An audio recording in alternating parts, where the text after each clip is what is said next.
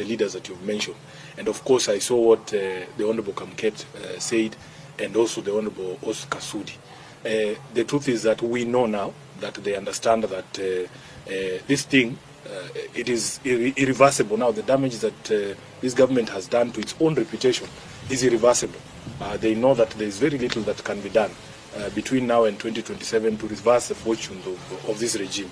So you can see that they have become irritated, agitated. The young Kenyans on social media have succeeded in getting under their skin. If you go to a function and speaker after speaker is only talking about social media and curtailing the freedoms of the young people, lecturing us about respecting other people, and yet these are some of the vilest politicians on the mic. They themselves cannot show you the respect that they want other people to show them. So for me, it is the clearest indication, and I want Kenyans to take confidence in the strength of our constitution to defend itself. Nobody can stand somewhere and tell us they will manufacture another president for 24 years. It will not happen. Honorable Kamket should be told. It will not happen. This is not 1980. This is not the generation that they used to sell fear to. The Kenyan of today is a Kenyan who understands the constitution, their rights. They know for a fact that you cannot impose yourself on Kenyans. I am telling you, the only way for any elected leader to win re-election is to do the things you promise to do for Kenyans, is to make the lives of Kenyans better. Now that they understand that it is going to be impossible for them to deliver on any of the promises that would make Kenyans look at them favorably, they are now openly threatening to violate the constitution and the rights of Kenyans and to try and force themselves upon the people. As a person who was in the campaigns in 2022, when we were being backed by a sitting president, these are not strange pronouncements. They are very familiar, because there are people in our camp who used to speak the way Kina Kamketa speaking and telling the country, oh, hii kitu imeenda, oh, there's nothing you can do, tutanyorosha wewe, hatuwezi kuachia mwizi. But I'm telling you, with the sort of anger that Kenyans have, the day a Kenyan is given a ballot paper like this, once he crosses against your name and puts it in the ballot box, that's the end of the day. That's the end of everything.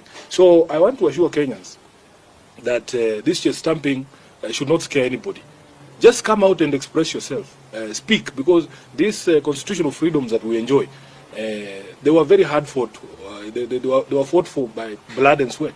You know, you can see that there's a lot of nostalgia from the old Kanu hawks to go back to those days where you could just abduct someone and throw them into a prison without trial. But at least that was the law then. It was legal. There was a law that backed that detention without trial. But that law does not exist anymore. The Constitution now requires that if you arrest somebody, you have to produce them to court within 24 hours and charge them. And you have to demonstrate to the magistrate why you need to hold them in custody. The reason why they are abducting these young people is because there is no law that exists that says you cannot insult a leader. There is no law that says that you cannot insult the president. In fact, our High Court has already said that the freedom of expression extends to insults. The freedom of expression does not mean I have to be nice to you. It doesn't mean that I am forced to say things that you want to hear. Freedom of expression means I have to speak the way I see things. And instead of them addressing, why are Kenyans so angry? How did we get here? Because after the president was elected in 2022, by all accounts, William Ruto was one of the most popular politicians in the country. What did he do in the intervening period to lead to a place where he's being insulted left, right, and center? Instead of addressing those questions, the cause, they are addressing the symptoms.